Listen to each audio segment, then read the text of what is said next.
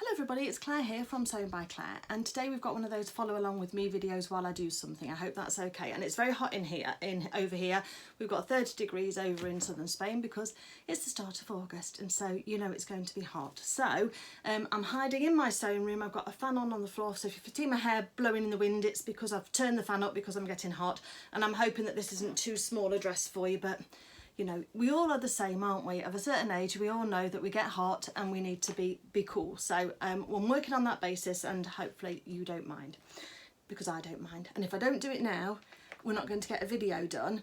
And just on that point as well, I was speaking to by text with one of my followers. Thank you very much to Matilda. And we were having a conversation because I was saying that my sewing mojo for the dolls hasn't quite come back yet. And she said to me not to worry and just to keep on making videos, because in her opinion, people are happy to watch whatever I make. And so thank you to Matilda for validating my feelings and for not putting the pressure on me. I really appreciate it. And so we're going to do this video, which is how to update your outside decor or internal decor, and do a bit of a quick cheat really on the furnishing companies. Not to do them out of money, I suppose, but just to make it better for yourself, because if you can sew, then you can make your own cushions. So I'll put a video up here of what I'm, not a video, a picture up here of what I am changing. So this is the current state of the cushions on our terrace in Spain, and you can see that with the terracotta orange and against the grey it looks okay, but some of the others were quite vibrant in terms of their picture patterns on the cushions. But they're just looking old and tired now, and the colours have faded, and it needs a bit of refreshing. So we went along to a place over here. It's a bit like Dunelm in the UK, but it's called Leroy Merlin over here, or Leroy Merlin, depending on how you pronounce it, but we say Leroy Merlin. And I was looking at the cushions there, and the individual cushions for a square kind of this size-ish, as you can see, that's where the colour is all faded on the back of these, was 36 euros for a new cushion cover. And I'm thinking, oh, that's a lot of money, because I've got 1, 2, 3, 4 of that size. So that alone was going to be a lot of money just for those 4. I've then got 2 of this size, which are the oblong ones as well, so that was going to be more. And then I've got 3 of the smaller size, which are this kind of size. So that was a lot of money for me. And I just thought, I'm sure we can do something about this and make it a bit more cost effective. So I had a little look round, and they've got a sale on at the moment, which is great. And I found that I could buy a curtain, and this is 140 centimetres by 270 centimetres. So it's 1.5 metres by nearly 3 metres for £37.99, I think it was. I'll pop a picture of the receipt up here, or the listing from the shop for the cushions and for the curtain, so you can see. So this is the pattern I've gone for. I wanted something with the palm trees, palm leaves, or that kind of thing on. So it's this kind of pattern. It's got a little bit of like a watercolour aspect to it as well, which I quite like. And I thought the pinks and the beiges and the greens were quite subtle, but would also, and it's got a bit of grey in it as well, which would go against that sofa. So we can see we've got the tab tops at the top here for the curtain. So I got the largest curtain I could, which is that one, for a similar price. And what we're going to do is we're going to see how many cushions I can actually get out of it to start and cover my cushions in order to make it cost effective. So all I've done is I've taken down the bottom hem. Oops, where are we? You can see how long this, let me just show you how long this curtain is, just to give you some idea of the fabric. So this is the 1.4 direction. So that's a good arm width, isn't it, across. And then we've got 1, 2, nearly 3 metres of that, so that's like 2.7. So it's a lot of fabric is in this one curtain. And also if you look for on the sale rails as well, you'll see curtains on there sometimes reduced quite down. This one is 100% cotton, and it's a decent thickness to it as well, so I'm not going to line it. But if I'd have needed to have lined this, I'd have just bought a cheap flat fitted sheet or a cheap duvet cover in a neutral that would just go underneath it, a white or a cream. And often you can find those for maybe £10, but you get a lot of fabric in those. And then I would have made, when I was cutting out the fabric for the top I would have just made like a lining and sewn those two together, the outside fabric and the lining together, and then used it as one going forwards. And I mean, this video isn't going to be a tutorial how to make cushions. It's going to just be a bit of a process video and then show you the end result as well, because I think that actually, you know, we've got a lot of fabric, and okay, we can't use this strip at the top here where the rings are because these are so firmly set in that I can't get those out. But I will save the rings because I do. Something might come in handy for those in the future. But what I have done is I have unpicked just where that edge was attached to the curtain. It was folded down under like this, so where under the rings are on the back, the edge there, it's got some interfacing in it, which again we can reuse. There's a section between each of the rings that could be cut out and used. And then the hem was just set down like that. But I want to pipe my cushions as well. Sorry, was that a bit too booby for you? I want to pipe the cushions as well, so I can use this strip here, that's where the hem is, that I've unpicked, because that's going to be a nice edging strip for at least one of the cushions to pipe it. You know, where you get like the corded edge on a piped cushion. On the picture, the inspiration picture I've shown you, that's got a piped edge, so that's fine. And so yeah, we're going to have a go and see what we can do, because I think that actually we can really put this cushion to good use, and I'm hopeful that we might get all of them out of it. And if we do, I've just chalk painted a new cupboard. I'll show you the before picture here, and then I'll show you the after picture here, so that you'll be able to see how that's looking. And I'm thinking we're going to get a glass piece to go on the top there eventually, but I've not got round to that yet. But I'm thinking I could do a quilted cover for the top of that. If I get enough fabric left over, I might be pushing it a bit, but we'll see at the end. And make just a quilted top for that, so that it's not going to get damaged until I can get round to ordering the glass and get the glass delivered. Because in August, I don't know what it's like in your part of the world, but in August here, a lot of the factories and offices close down for August or on reduced hours, and so there isn't the ability. But once we get back to 1st of September, everything will be open again and we'll all be fine. So yeah, that's what I've done. I've undone the bottom hem, I've undone the side seams as well, so that's all done. And then we're going to be cutting this fabric out in line with what the sizes are that we need for the cushions. The other thing is that the zips on these cushions are still really good. There's nothing wrong with that zip at all. I mean, you can see here where I've done a lining for these cushions before. It's a bit of a burgundy colour, but it did the trick to keep all the stuffing inside. So I'm actually going to unpick these zips as well and reuse them, because why would I throw them away? I might have to throw the fabric away, but why would I have to actually throw away the zip, because it's still in perfect working order? So I'm going to just test each of the zips in, and the zips do match in colour as well. I'm going to test all of the zips, make sure they're all working fine. I'm going to take some time just to unpick those. I'll put something on YouTube and just unpick those, or you can unpick those while you're watching TV at night time. And I'll show you a quick way as well in a minute of how to zip along seams when you're not bothered about the fabric to save. Then we're not bothered about this fabric so much because it's been outside, and I might be able to wash it and reuse it for another project at some stage, but just for now I'm going to harvest these zips. And zips don't have to cost a lot of money, but it can easily add £2 or £3 to your project cost. And being as we're doing this for as little as possible, let's be thrifty. Okay, I'll get started. So first things first, I've taken the cushion cover out and I've got my fabric here with my zip in. What I'm going to do is just first off find one or two of the stitches just holding that zip in place, and it depends which way you go. If you just do one, you can start it off. So let's just expose where that zip is and where the gap is. Then if we use the little dot on the red dot on this quick unpick, and you see you've got a point and you've got a dot. Now it's tempting to put the point in and to start pushing your quick unpick along like that, and it does work, but you run the risk of the point actually piercing through your fabric, and then when you're undoing it, that you then rip through your fabric.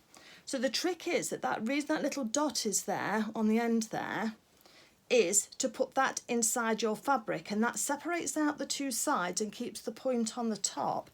And rather than have to just get underneath each stitch individually and pull it out, what you do is if you hold the two ends of your fabric at the back here, position your the V, which is where the little blade is, in the middle here, there's a little blade just behind, between, in the V, between the point and the little dot. And then you can then just push your zip along. So you know, you were thinking I've got loads of patience for even suggesting undoing that zip. Just look how quickly that's just come free. Let's do the other side, and then we'll tidy up the ends. So again, let's just take out 1 or 2 stitches. Just pull it so that it kind of exposes where those threads are. We'll put the dot down inside the hole there, and then we just push. Just be careful, you don't want to push too hard. It should happen quite easily for you. If your fabric keeps getting stuck on either side, it just means you're going to have to go back to the doing a stitch at a time. But for some fabrics, if you keep yourself straight and just keep doing a bit at a time, you can actually really undo that. I mean, yes, you can yank your fabric and rank your stitches, but this is just a bit more gentle on your fabric. And then we can just come to the end here and just unpick that. And I think if we count how long, even with me explaining how long that's taken to unpick this zip, we're probably less than 5 minutes each. And I think that's a good saving. As I say, it's only worth doing if your zips are in good condition and are still working. If they're looking old, change them, because you're going to let your project down for the sake of a couple of pounds. But for me, for that, we've got a perfectly usable zip, and I can just pull the threads off the back here and just use a lint roller, and that should get all of these little bits up for me. And as I say, this is where people have said I've got the patience of a saint, but for me, I don't like to waste things, so let's be frugal and balanced if we can. But if that's not an option for you, then you can just buy a new zip and just get enough. You can also, especially for a project like this, buy zips on a roll, where you buy the certain, buy the actual slider separately, and you buy the zip tape on a roll, and then you can just cut it to size. That works really well for projects like this as well. Okay, 1 zip down. I'm just going to do the others, and then I'll get back to you and we'll start cutting out. Okay, so I've got all the zips out of all the cushions now, and I was just looking at them, and those ones that I'd got with the burgundy lining to them, I decided I wanted to make some new covers for those. And then suddenly I thought, well, why don't I just reuse the covers that they've got? I don't want this burgundy to show through behind my curtain. So I would have used an old sheet and old duvet, but because these are not going to be used and I'd only be really throwing these away, I've taken the zip out, which is fine because I want to reuse that zip. But I'm just going to run a row of stitching just along that edge there. Just push the cushion right in out the way, and I'll just run a row of stitching along there with my sewing machine, and that will just seal that burgundy in. If I wanted to, I could take the burgundy off, but I think this is all the they do like a paper feeling kind of cover for cushions sometimes that just disintegrates and goes like powder, so I don't think that's very useful for me to be breathing in, especially with the fan on. So that's why I'm not taking that cover off. And because there's nothing really wrong with these, they're just faded and old, it's a linen fabric which is really robust. And so all I'm going to do is, and they're not stained at all with, you know, with anything that's going to be smelly or horrible, and there's no odour to them. So I'm going to just, as I say, just seal those shut on the 3 that had got the burgundy on them, and then I'm going to carry on and start cutting out the fabric to make the cushion covers. Just talk about measuring your cushions just for a start. If you've already got an existing cushion cover, that's the best way to start, because you can just measure your existing cushion from corner to corner. So this one is 38 centimetres on a square, so I've measured both sides, and I would add on a centimetre each side for seam allowance. So I'm actually going to cut these out at being 40 by 40, and I've got 4 of those, so I've got 40 by 40 for the 4. If I'd have measured my unpadded cushion, then it will measure out more than the 40s. The 40s here, this one's measuring out at 44. The thing is, if you want a nice plump cushion that keeps its shape, you need to have the filling restricted slightly. So this one, which is 44 by 44, is going to go into a cushion cover 40 by 40, because that way then the cushion is going to feel nice and plump and keep its shape. If I were to just go 44, can you see how this is baggy at the bottom here and baggy at the top? What I don't want is for that to happen on the cushion when it's on the sofa and on the outdoor furniture. I want it to be nice and plump, so I tend to go at least a size smaller on my cushion covers in order to constrict that slightly, and that's something I would suggest that you do too. So I've measured all of mine. I've got 4 at 40 by 40, 2 at 30 by 62, which are the oblong ones, and then the 3 smaller ones are 30 by 30. And so I'm going to add some seam allowance onto each of those, 1 in each direction. So across a width I want 1 centimetre seam allowance here and 1 centimetre here. So I'll add that on, and also in this direction, and that will give me enough to be able to pipe the cushions and be able to overlock the edges and that type of thing. So that's what we've got to work with. So next I'm going to get my fabric and I'm going to start to mark them out. Now, as I say, I wanted to put the piping on the cushions because I do like that, but what I'm going to do is I'm going to cut out all of my cushions first, because my first priority is to make sure I've got enough fabric to cut all of these out if I can, or as many as possible, and then I can always piece together what's left over. Whereas if I cut out my piping first, I might not have enough for a cushion cover front or back, and then also, you know, that's going to cause a problem for me. And I won't have enough fabric. So the piping is secondary to a complete cushion cover in the fabric. The other thing to note is that if I'd bought, there was only one curtain, say in the fabric I wanted, and I'd got too many cushions to get it out, you can always choose a plain fabric, get a plain linen or something like that in a coordinating colour, and you could always have one side as being your plain linen side and then have the other side as being your patterned fabric. So remember, that's always an option. You don't have to have both sides the same. It does make it reversible if you do, but obviously it depends on what fabric you can find. Okay, let me get my fabric and we'll start cutting. Now, I'm not going to worry about any pattern repeats. I'm just going to cut the cushions out as they come, because again, we're trying to get the most out of this fabric, and with it being such a big design, it'll just give some variety. If some have got a flower on, some have got a big palm leaf on, it doesn't matter to me. I'm not worried about that. So I'm working with the reverse of the fabric, and I'm going to start and measure out the shapes that we need. So it is good to have a nice long tape measure for this, and also you're going to need a pencil or a pen. If you've got any of these Frixion pens which are heat erasable, they're very good as well, but you need something to mark your fabric with. The first ones we're going to do are going to be a finished size of 40 by 40, so I need the seam allowance. I'm going to do 42 by 42. So I'm going to measure across from my side seam and put a mark at 42. If my pen will work, there it goes. And then I'm going to measure across again at 42, and let's see how many cushions we can get out of this width. If you're better at maths than me, you might have already worked it out. But if anybody's been following my channel for a while, you know I'm a bit mathematically challenged. So that's going to get us 2 out, and let's try one more. Yep, we can get three sides across, so 1.5 cushions across each one. So that's my 3 marks there. So 1, 2, 3 cushions, and then this strip here is going to be what we're going to use for doing the piping, because we can get some nice long strips out of that. So I'm going to be careful when I cut across that I don't cut across my fabric this way on this bit that I want to save, so that I keep that nice and neat and together. Okay, so let's now measure the other direction before we write our marks in. And in order to do this, I need to have 8 sides in total. So I need to, so we've done 3, so let's just measure 42 here again. Because I've got 4 cushions and each got 2 sides, so there's 142, so that gives me 3 sides. Let's go up here again to 42, that's going to give me 6 sides.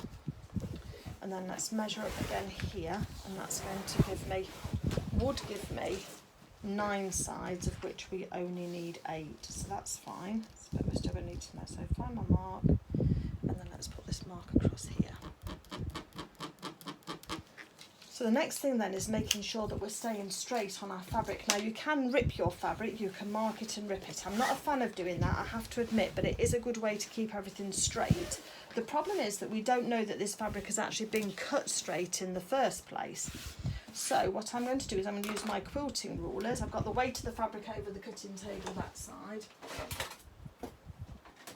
And I've got my big rulers here that I can use, and some have got damaged over the time. So we've got a line here. So first of all, let's get this lined up on the bottom here, and let's get that lined up there. Let's get it started. So I'm going to go through the mark that I've made. I'm looking at the grain of my fabric and trying to make sure that that's as straight as possible. And then I'm going to go up towards where that mark is. See how straight you can get this as a mark for me to cut out without pulling the fabric out of shape too much. Just be careful of that. We're now going to mark across, but we want that line to be straight, and we want that line to be straight so that we're actually getting a square. So I've got a line marked on my drawn line here, and then the line going across here, and let's then just draw that line in there.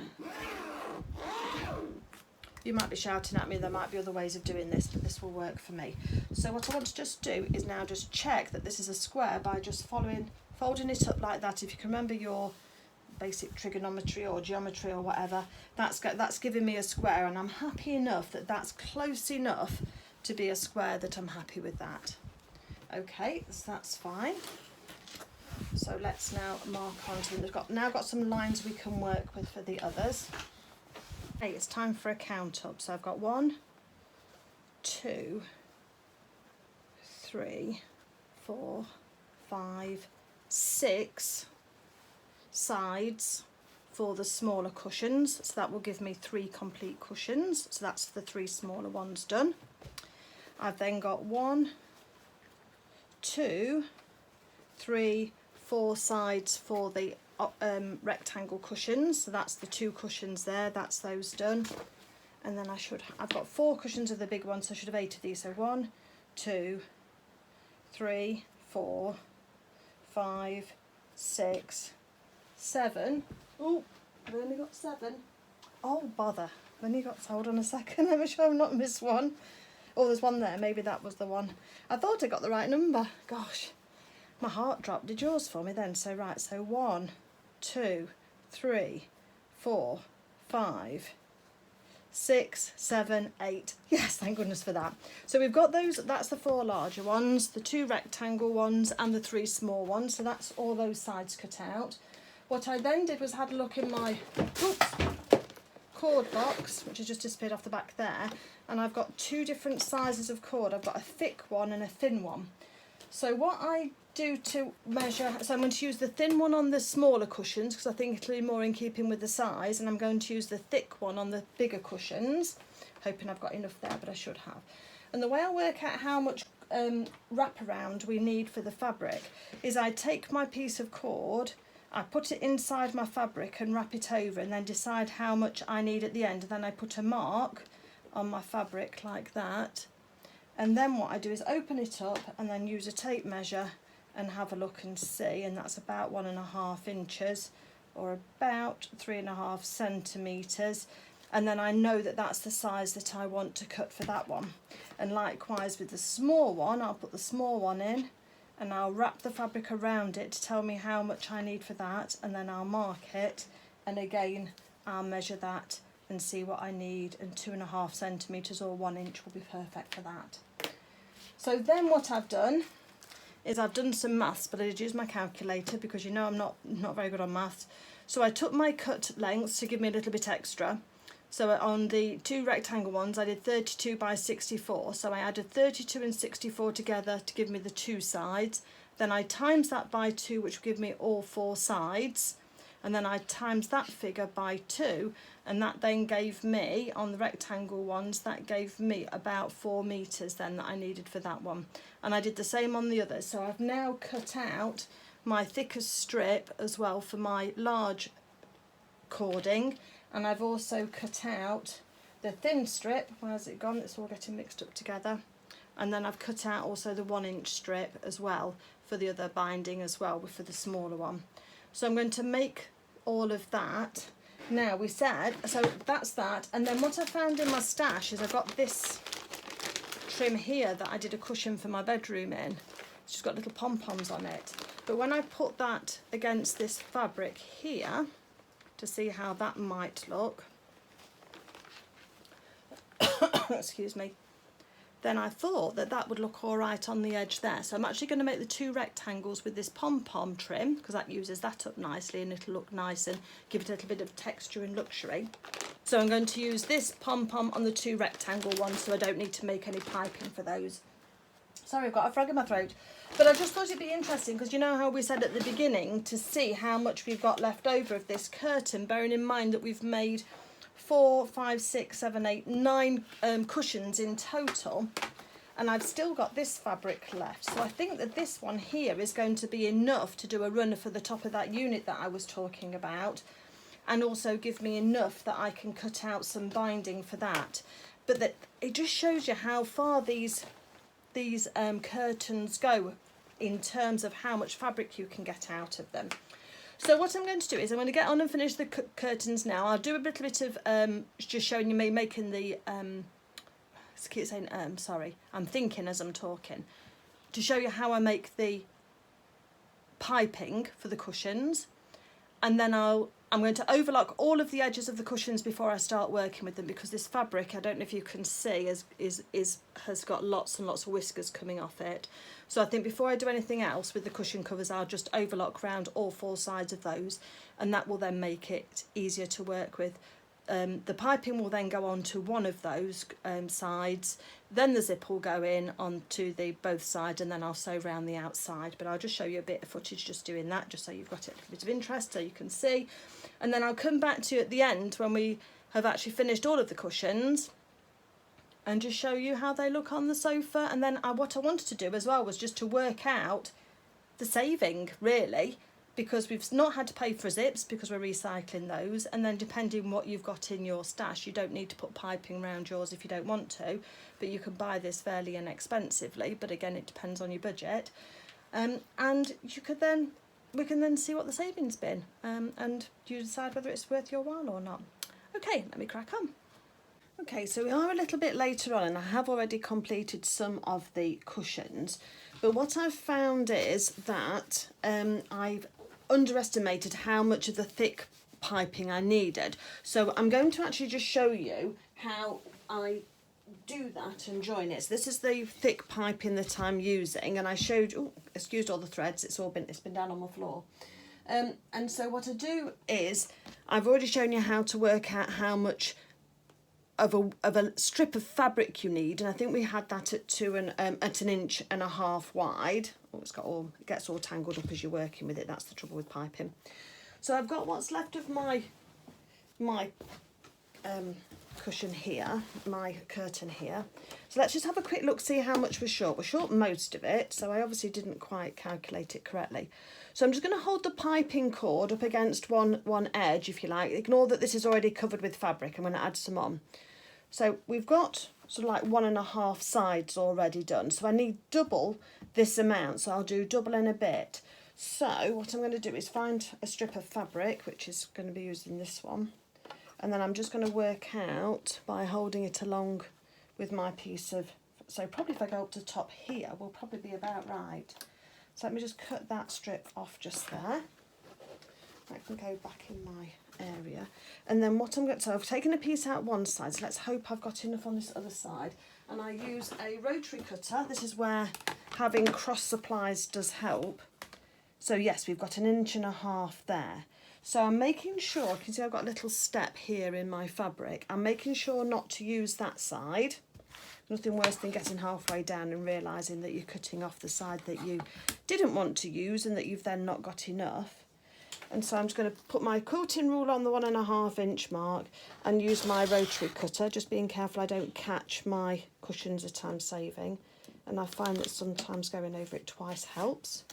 Move the fabric down. So this is going to give us our strip of fabric. So it doesn't matter what width you need to use, the process is the same. Just keep your fingers out of the way for rotary cutters because they will take off the ends of your fingers, as one of my friends once did. And it's not the fact that you cut yourself, it's the fact that you then can't do any sewing for weeks afterwards whilst everything's healing. So here we've got our new strip, and here we've got our existing strip.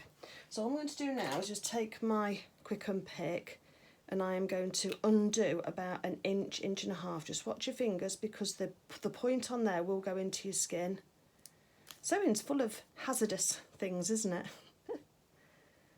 And so unpick the stitching. So after well, I'll show you because I'll be working on this one when I'm doing it.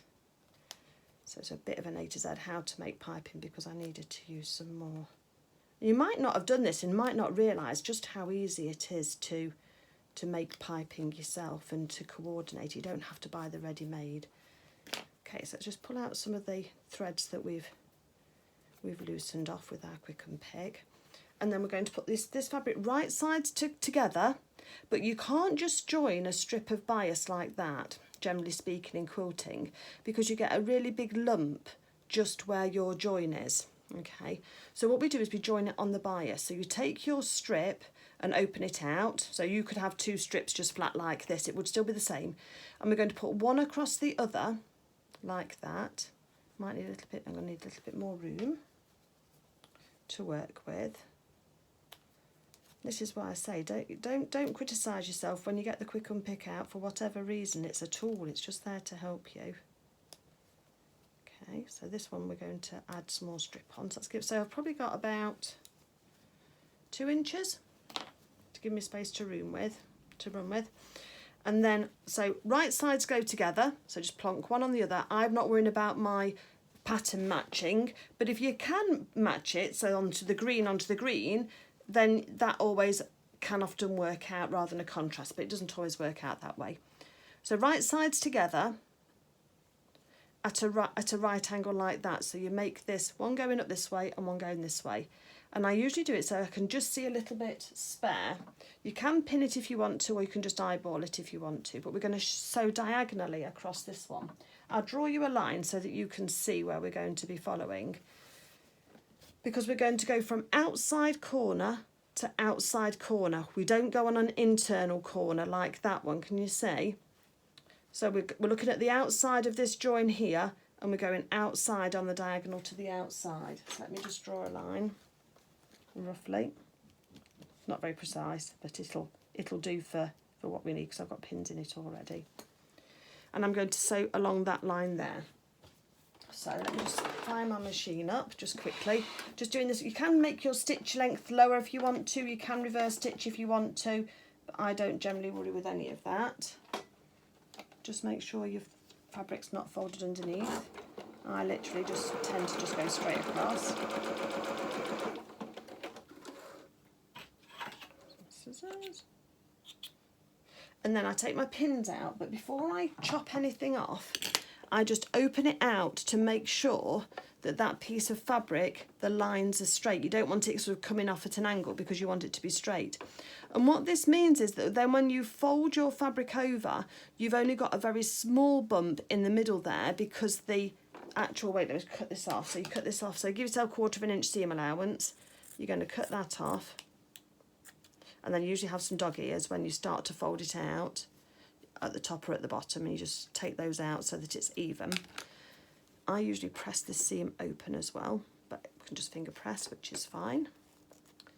Because then when you are going over your cord, because the cord runs down the middle, so I always put the cord into the middle and then fold it over so the raw edges are together.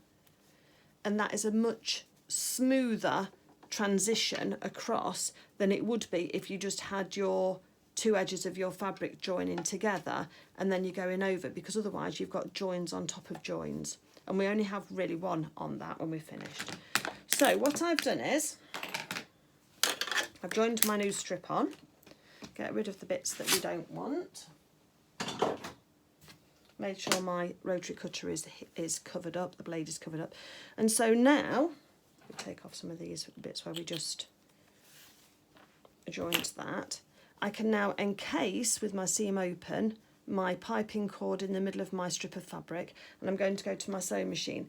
Now I've got a different kind of sewing foot on. You can use a zipper foot, but this foot, I don't think it's a lot of money, 15–20 pounds I think it is. But this foot here is fabulous for doing your piping, and I do quite a lot of cushions and things for myself and for friends and family. So this is really good. It's an adjustable foot, and so you can get really close on either side to your stitching. And what's going to happen is that this, I'm going to move my needle so that it's close to the edge, and then when this is running along here, Don't know if you can see against the piping. I'll zoom in, I hope. You can see how close you can get that needle to that piping as you're sewing along. So it's really good for all sorts of, I use this foot quite a lot. I think it's called an adjustable zipper foot, I think it's called. Because the other thing is, oh, I didn't show you that bit, hold on a second. One of the main features is that you can move, you can undo this little screw here, and you can move your foot in relation to your needle quite a long way, so it does help with that. You've always got to make sure when you pop it onto your machine though that you've lined up your needle correctly and that little screw is tightened wherever you want it to be, because otherwise you'll run the risk of breaking your needle. So I've just put this back on again, and the foot will move backwards and forwards, as I hope you can see there. And then what I do is I generally just lower my foot down gently, my needle down gently, make sure that I'm where I want to be on my presser foot, and then I tighten it up on the screw. So now when I put my needle up and down, it's missing the metal of the foot, which obviously is what we want it to do, but I can get close to the edge of my piping. And then all we do is line this up into the machine. Oh, I'm doing it, I'll do it that way, that's it. I'm going to tell you, I could do it either way if you're left or right, it doesn't matter. And then from there, just work out a length. So that's in there. We've made sure that it's going to miss, so now we're just going to carry on straight down the edge. And it's really, I'm hoping I can zoom in on there. The foot is really close to the end of the strip. So I just work out a bit, make sure my raw edges are together, because you do get it, and especially over this join, you get a little bit where it does like to distort. So just keep it nice and tight. And then you can then carry on with your piping strip. Keep it as close as you can as possible, all the way down. And then once I've done that, I generally go back and neaten the edge, which I'll show you in this next strip when I've got to the edge. So I'm just going to go all the way down my piece of piping cord down here. And generally I keep my piping cord attached because I don't want to end up with little raw ends. So I tend to keep the piping cord intact coming out of the end of my piping until I've finished measuring it round the outside, which I'll show you, because then if there's 3 or 4 inches, I can then save that 3 or 4 inches towards the next project. It's just me being really frugal, but you know that I like to try and pass on those tips if I can, because if we look after our supplies, then they'll look after us, won't they? Let me just finish sewing down this strip and I'll come back when we're going to neaten. Finished with the piping for now in terms of just sewing it so that it's close, and you're sewing it with, see on the pink there, look, I'm sewing it with a close row of stitches into there just to hold that cord into that section. And then this is the overlap, which is going to be our seam allowance where my raw edges are. So I've taken off my adjustable foot. I'm just going to put back on again, I've lost the screw now, put back on again my regular sewing foot. Now, if you have got an overlocker, you could, if you wanted to, now go down the edge of the strip and just overlock that. I don't on mine because my overlocker's not particularly good at cutting at the moment. The blade's not working properly, but it will cut off the little straggly ends, but not the rest. But what I have found is that generally this strip, I'd want that to be narrower than the width of the foot on the overlocker, and so otherwise I end up with too much fabric on here. So let me just get this set onto here just quickly.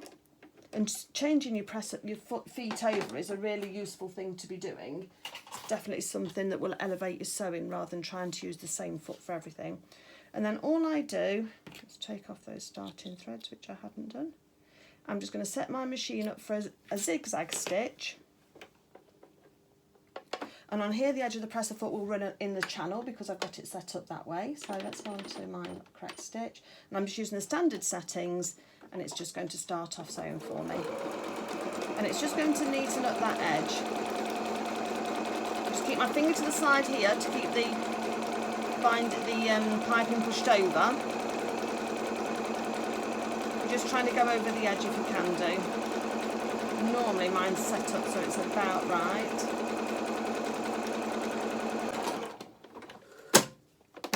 Okay, so there we go on there. And now I just go along and just take off the whiskers. Try not to go through your zigzagging stitches if you can. And then that's going to give you a nice neat piece of piping cord in your chosen colour or fabric that you can use. It's a great way just of reducing your scraps and making sure you're using everything you can on that cushion to make it look as professional and as shop bought as possible. This is where I get all these threads everywhere, which we don't really want. Then you end up with a lovely, nice piece of piping cord there. So then what we do, move the sewing machine out of the way, and I don't pin this, so don't judge me for that, but I'm going for quick and easy. And these are just for me, these aren't for a customer or a friend or what have you, these are just for us for on our sofa. And I want them to be as nice as possible, but I don't want to be spending too long doing them. I find where I think the pattern placement's going to be and where the bottom of the cushion might be, and then I take it and I put the raw edges of the piping cord against the raw edge of the cushion. I leave about a couple of inches free, and I'm going to just put a pin in just for now, just to show you, just for demonstration. So I've just pinned on that end, and now we can then measure along the edge just to make sure that we're roughly in the right place. So that's one corner there, one corner there. Remember, you need a little bit extra, so don't go too tight. Another corner there, another corner there, and then we're going to join up together. So that's fine. We know we've got enough. I got a little bit extra, and this is why I don't cut it off, and I'll show you why in the end. So all I'm going to do now is I've still got my, after the zigzag stitch, I've put back on my bias binding foot again, and this is where we're going to sew this on. So onto one side of my cushion, only onto one side, you don't need piping cord on both sides. I'm going to leave it with about a 2-inch end, and I've got a little pin just holding it together. I'm going to put the raw edge of the piping against the raw edge of the cushion with the piping channel, or the cord of the piping, in towards the centre of the cushion, and then I just start sewing. And I just keep the raw edges together with my hands, and I just keep a hand against the cord, watching out for your needle, just to make sure that the needle is up against the cord so it holds it nice and tight. When you come to the edge here, you can see the straight line here, and then we're going to need to change direction going across this way. So what I do is I put 2 little cuts in. I sort of go about 1/4 of an inch, or about 1 centimetre, aren't we working with here, and I put 2 little cuts in. You see those 2? I'll zoom in and hopefully you'll be able to see that on my fingers. And then when I twist this round the corner, I can keep this raw edge here, and I move it back then so that this raw edge now is coming along this bottom edge. So let's show you how we sew that. I still don't pin it. I still come down to the edge, slow down a little bit, and then keeping your needle in the work, I then start to turn my fabric so it starts to go around the corner. Once I get about halfway, so we're on about a 45-degree angle with the corner, I then leave my needle in the work, lift up my presser foot, and twist the whole piece of work around towards me. And then still sort of fold on the piping cord just to keep it out of the way of my fingers. And so we don't want to squish down this cord at all with the needle. We don't want any stitches going through that cord. And then I just start sewing again close on that edge, keeping the raw edges together. So let's carry on with this side. When you get better at it, you can go a little bit faster. Obviously, if you're a beginner, just go slowly. Don't think you've got to go this fast.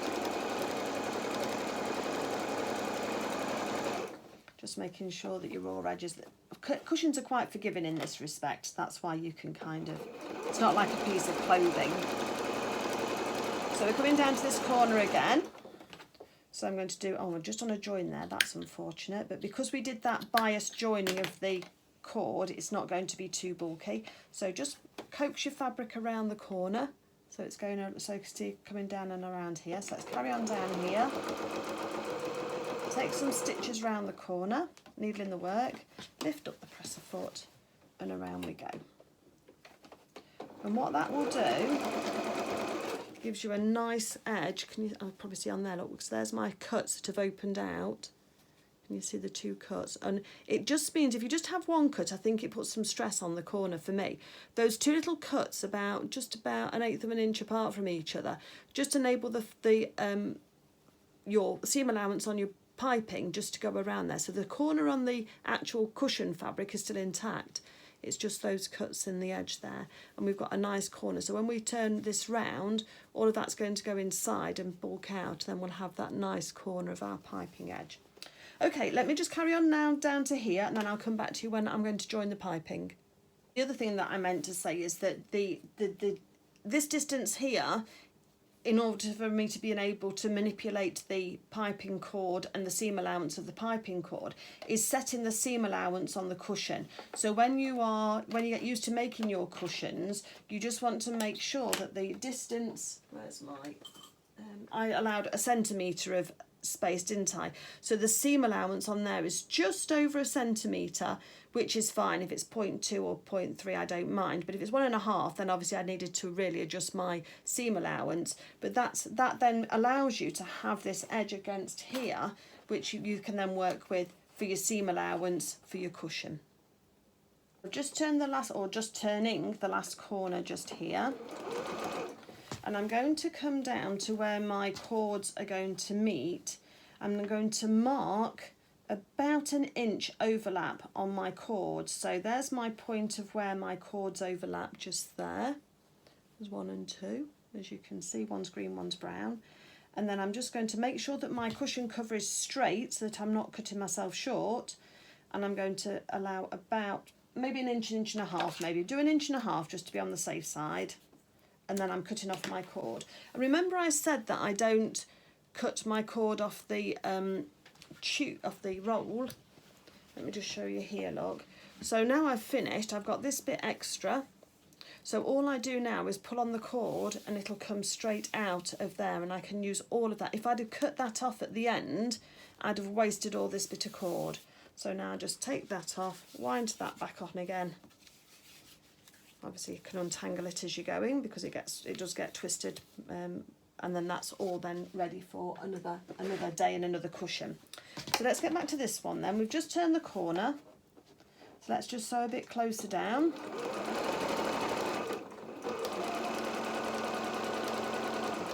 And then what I do is, on the one that's starting, I just take off those starting threads because obviously we've gone all the way around, we haven't had a chance to do that yet. I'm going to get my quick unpick and I undo the zigzag stitches that were neaten in the end. Obviously we can't do that, we can't stop doing that in the beginning because we don't know where that end is going to be really, because you don't know all the time how much you're going to need for turning the corner. So I take undo that stitching for about 1 inch. Obviously we allowed 1.5 inches, so we can always do more if we need to. And then I have to go through the stitching as well, holding the piping tight. Because what you want to get back to is a place where the two bits of cord, if you lay them side by side, you get a point at which one will just seamlessly go into the other. I'll show you what I mean in a second or two. Take that back. Okay, so now I've exposed my cord in one end. One end of the cord is nice and tightly packed inside its casing, and I've peeled back the cord on the other. So now I'm going to take off that inch of cord. Just make sure you don't catch your cushion or catch your piping cord. Your strip for the others. Then I'm going to fold it in about 1/2 inch so it gives me a fold over, a neat edge. And then I tuck. Let me change camera angle for this because it might be easier to show you. Hold on 1 second. So, excuse me, this is a bit jittery. So there's the edge that I started with. So that's got my cord in the middle there all nice and neatly tied away. This is the finishing edge. I'm still in my sewing machine and I have taken back the stitching on the zigzag and on the stitching holding the cord back by about 1 inch. I've then cut off about 1 inch of the cord from the edge that I'm finishing with.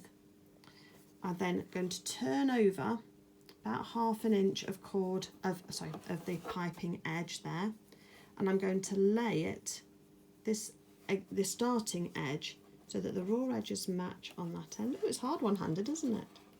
We go that side of it so you can see, and a bit further back maybe, might not be quite so in your face. So there, and then I'm going to wrap the piping casing over the top, and that's going to give me that nice seamless finish there. The bit of green you can see at the back there is the change in the pattern. It's not an edge. So that's going to give you a nice seamless edge like that. Obviously, excuse all my whiskery edges, we'll tighten that up. So that's what I'm doing when you're looking from afar, is we've got the piping cord in there. There's the turnover of the edge. Raw edges are together as much as you can do. Oops, Claire, too many fingers in the way. And then you can then continue down, because you're going to just transition from one bit of cord onto the other, and that's going to give you almost, and obviously you get a little bit of a bump just there for your fabric, but you can't get away with that. So that's going to do. You can try and join it on the diagonal if you want to, if you're a pro quilter and you want to do that, but for the most time this works for me for the cushions, and it's not in your face, so I don't mind it at all. Okay, so back to where I was. So that's the edge there. And if you get it right, you transition straight from one piece of cord to the other, and you just have to sort of tuck it in. If you've not got in, if your cords are trying to overlap, then you just need to cut a little bit more cord off. Obviously, just be careful, because you can't stick it back on again if you go too far, and then you'll have a little bit of floppy piping cord in between. Raw edges together. You can just run your fingernails sometimes just along it, just to push it back. And then once you're ready, you can then transition from one to the other. And I find it easy to put the starting cord into the finishing cord, because that way you're pushing it onto each other. Otherwise you get a bit of a ridge where you're trying to transition from one cord to the other in the wrong direction. I just overlap my stitching by a couple of inches, just to make sure I don't zigzag on that, not zigzag, back stitch on that, because we're going to go back over it again. Let's just take off one or two of these loose threads while we can. And so that's the transition there, which I don't think is too bad. The edge is just here. And there's our piping cord that's going to go on the edge of our cushion and our corners. So now we've got to attach the zip. So we're still going to leave this foot, the foot on, the binding foot. We're going to choose our zip. That's not that one. Which ones are going to use? One of the recycled ones. Make sure see how much room you've got to work with. And if you lay the zip down and the edge, and I usually put the join of my cushions onto the bottom of my the join of my piping onto the bottom of my cushion, so it's kind of hidden. You then take your zip, and I'm just opened it out, and then you're just going to tip that over, so the teeth, so that you've got the wrong side up of your zip, and the teeth of the zip are against the cord of the piping, and then we're going to use that same presser foot, and we're going to try and get those teeth as close into that piping as we can do. Again, this is just for me, this is just my quick and dirty version. I'm sure there's a much cleaner and nicer way of doing this, but this is what's worked for me for now. So just move those teeth up against the edge, get that in there, and then again, I don't tack, just keep everything all nice and tight into there as much as you can do.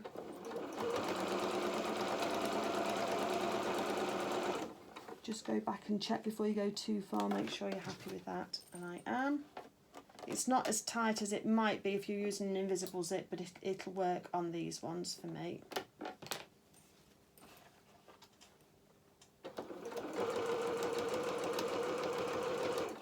Make sure it doesn't climb up your piping too far. If you've got a zip where you've gone further down to the bottom, where you've cut it off, just make sure you don't take your zipper pull off the end.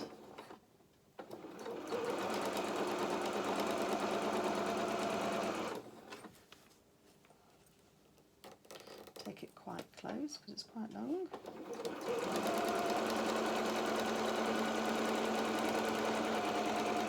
Just reverse at the end, that'll do. So that's got the zipper tape on one. Let's take off our starting and stopping threads. then lay your cushion back down again. There we've got the edge of the zip against things. So I open it out so the zip's the right way. So we can just zip that up again. And then you're going to get your other part of your cushion. Make sure that if you're wanting an orientation for it, you've got it kind of the way you want it to be. Maybe that way would be nice. And then I'm going to fold that over, and that gives me a starting point. So then I'm going to match up the edges, raw edges here, so that I can see where I need to start on sewing my zip. Make sure it's going to go all the way to the end, and it is. Put a little pin in if you want to just hold it in place. And then I'm going to zip my zip as far out of the way as I can, just to get it started. We're going to be able to go almost to the edge, so it's going to have to be quite close. But that gives me room then to start. And I've got the back of the zip up. And you can just check before you start sewing that when you sew it together, your zip's going to go down the middle and it's going to be where you want it to be. And then again, raw edge of the zip against the raw edge of the cushion. Just make sure that you're not going to go through the teeth, and you've got the zipper pull out of the way if you can. And I'm not doing any overlap or anything on these cushions because they'll probably sit on the zips.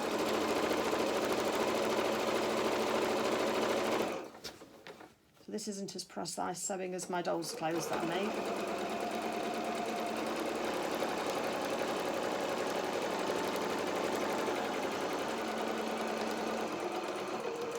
Just reversed at the end there.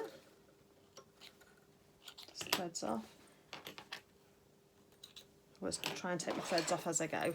So again, we're right at the bottom here. Let's just do this zip up together. Make sure that this is going to work nicely. Make sure I don't pull it off the end up the top here. So that's how my zip is going to sit once it's all finished in the middle there. So that's got that edge, and there's a little bit of a twist there on the join. It's not my neatest join there, but it'll do for now. So now I'm going to open the zip slightly. This is important, otherwise you get caught out further down. And then I start at the corner at the edge of the zip and put the edges together. Again, you can pin this or clip this if you want to. Guess what? I'm not. And then I feel through, because the piping is encased with the other side of the cushion. So I'm feeling through with my fingers where the edge of that piping is, and I'm starting it as close as I can, making sure the raw edges are together.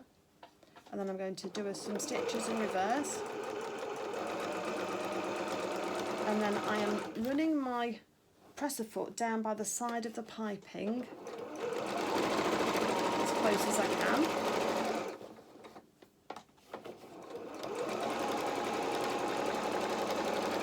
Keeping your raw edges together, so you've got the raw edge of your piping, your cushion bottom, and then your cushion top.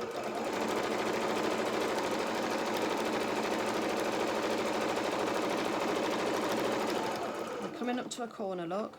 So I'm going to adjust it so that my needle will stay in the work, and now I've just sort of pressed the fabric down around the corner, and I'm just going to ease that as tight as I can around that corner. Needle's in the work, press the foot up.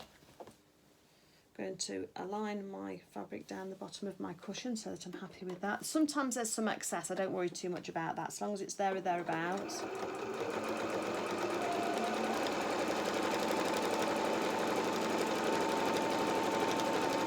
And I do all three sides the same, but I'll come back to you to show you how I just finish off the zip edge. So I'm coming up to the edge of my zip, which is here.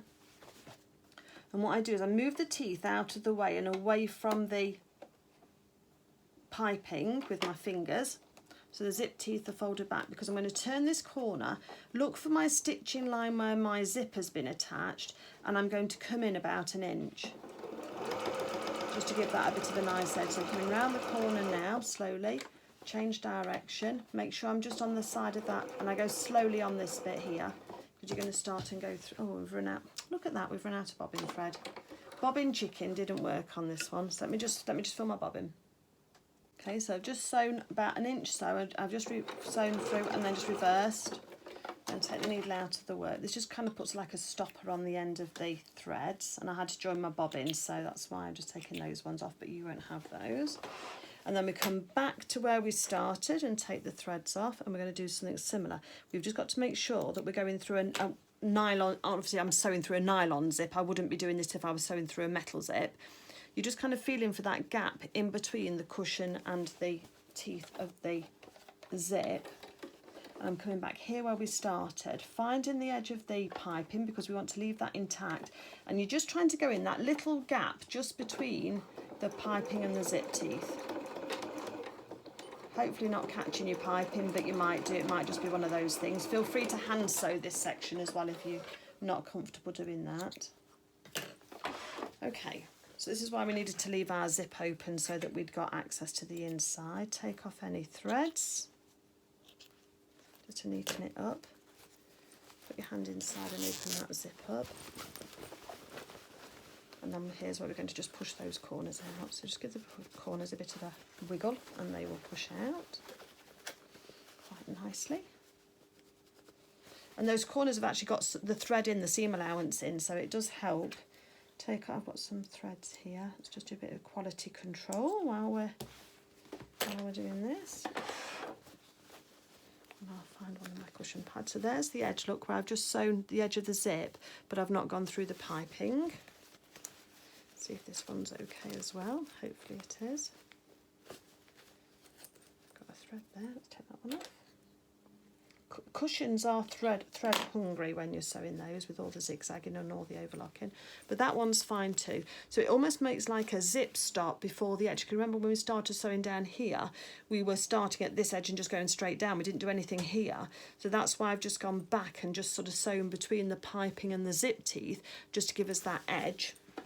So there's our cushion cover now, looking all lovely. Let me get a cushion off the floor. It's all covered in thread. I don't know what your sewing room's like, but that's what mine's like. Put the cushion inside the cushion cover. Oops. And I tend to pull it in and sort the corners out at the top end first. Maybe I need to go a little bit higher up. Hold on 1 second. So you've got a bit more of a bird's eye view. Excuse my messy background. Scrap baskets are overflowing. So I'm manipulating the corners of the cushion pad into the corners of the cushion, and then I can then pull these corners down so they fit in and push in the centre of the cushion. So I like my cushions nice and fat, as you can see. Then let's just start and do the zip. Make sure that corner is still full. Zip that in. A little bit more quality control where there's the threads, if you can see any. But generally, I think that's looking like a pretty fine cushion to me. So there's the cushion. Here's the zip. You can see the zip teeth there, but I think because it's a coordinating zip, it doesn't matter to me. And I'll usually put them on the sofa so that you can see the piping. And it's very rare I'd ever sit it with that at the top. Usually if my husband dresses the sofa, that's how he'll do it. But for me, that's not how I'll do it. And then we've got our cushions all done. So I've just got these two smaller ones to finish off now. I've done the ones with the pom-pom trim, and that was fairly similar to the piping. I just attached it first with the pom-poms going in towards the cushion first. Have I got a small piece left over? I don't think I have because I could trim it all off. So all of the pom-poms are facing in. Do a quick stitch round, just holding it on first, and then when I attach the actual two sides of the cushion together, I just feel with my fingers for where that tape that was the binding tape that's holding the pom-poms, and make sure I just go just a smidge just over the edge of that, and that then holds those on. But I'll show you.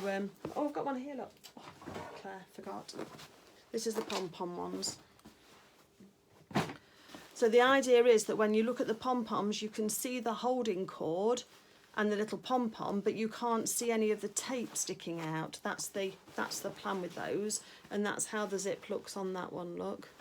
It's quite a big zip, but again, the pom-poms kind of mask most of that.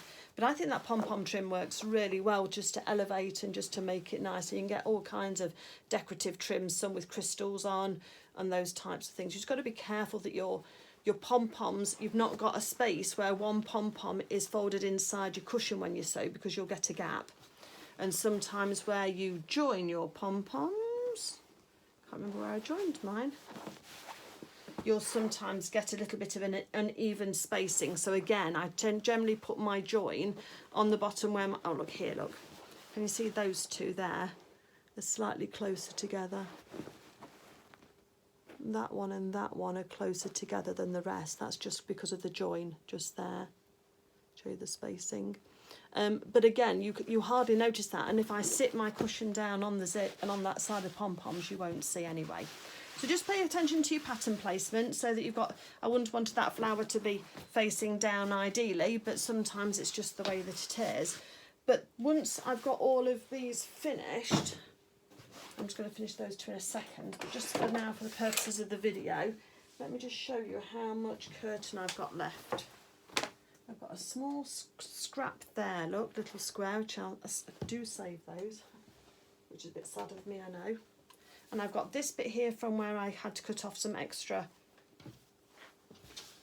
piping. But again, you know, that would make is enough to make a pin cushion out of.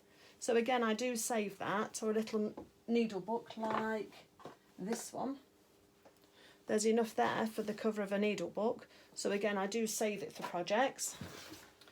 But then in the main, you can see here where the rings are for the curtain top. So that's been taken off. So we've got about 3 or 4 inches there. Where's my measuring tape gone? Yeah, 4 inches up to the ring that I could have used.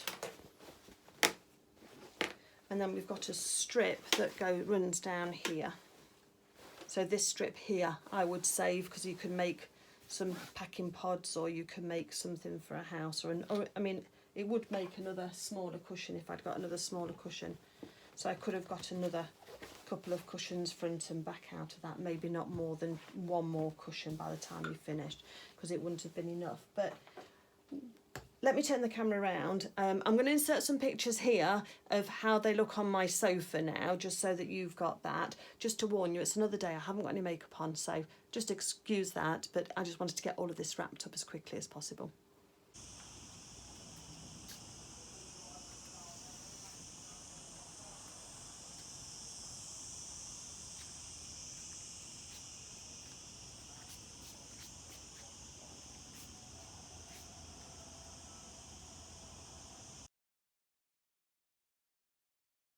Sorry, I'm looking really scruffy. But I just wanted to wrap this up, and I know you don't care about what I'm looking at, because I know that we all sew in our pyjamas sometimes, and we all sew in different situations, so I know you'll forgive me.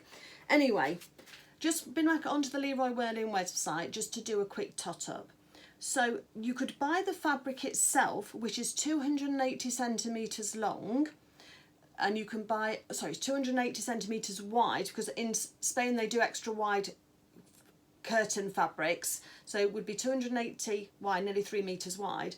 But in order to match the cushion, get your words right, Claire, in order to match the size curtain that I bought at £37.99, and here's a picture of that to show that on the website, then I would have needed to have spent £42 to have bought just the fabric on its own.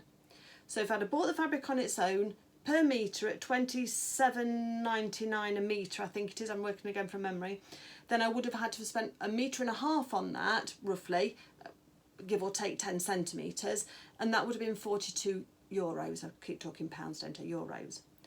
The cushion covers themselves with this pad inside it, when they were finished, were actually £17.99. I said £35.99, so apologies for that, but they were actually £17.99 when I went to have a look on. And they were at the 40 centimetre by 40 centimetre size.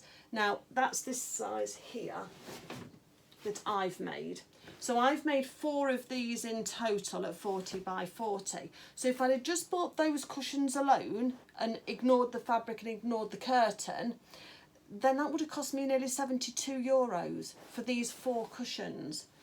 But I've got these 4 cushions plus I've got these 2 cushions of this size, and I've got 3 cushions this size as well. This is just one of them in my total lot, all within the $37.99, I think it was, that I paid. Yes, it is $37.99 that I paid for that curtain size. So even though I paid a bit more per metre, if you like, for the fabric was $27.99 a metre, and my curtain was $37.99, but because I saved more money than buying it as a flat metre of fabric by the curtain, especially if it's on sale. So that's what I'm trying to say. All a long-winded way of trying to say all of this is that buying the curtain and then using that to cut up in order to make my cushions has saved me a lot of money. And the piping cord, seriously, even if it was €5 total, I think I'm still in credit anyway for that cushion. So it does make a really, if you can learn how to make cushions, and if you can make the dolls, and if you can make clothing and what have you, then, you know, if you can sew in a straight line, you can make a cushion, then it does save you a lot of money to make it. So that was the purpose of the video anyway today, is just to say, have a go at making your cushions. You can make them as you like. You're not then limited to the fabrics you can find in the shops, because you can use an old curtain or a curtain from a charity shop and recycle. We reuse the zips as well, which worked really well for us as well. So all in all, I think that's very productive. And I hope that you've loved seeing the photos as well of the cushions on the sofa now that they're all finished and you can see them all together, because I'm really thrilled with it. I think it looks great. It certainly updated that space from how it looked before, from those old tired faded cushions. So I hope I've inspired you to have a go. That's the aim of the exercise, inspire you to have a go and to try these things, and just to show you hopefully how easy it can be. Now obviously I've made a few cushions in my time, but it's only practice. You just need to practice and practice, and you will actually get there and make something you're really proud of.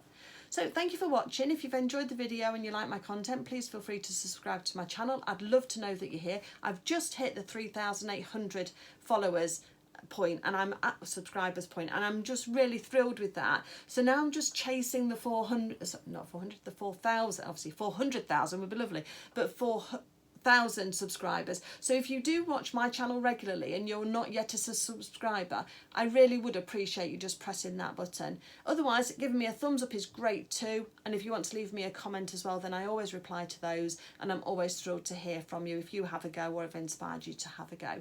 But yeah, I think turning that humble curtain into all of these cushions has been a great success. So have a great day everybody yourselves, and I'll see you all soon for some more content. Take care. Bye.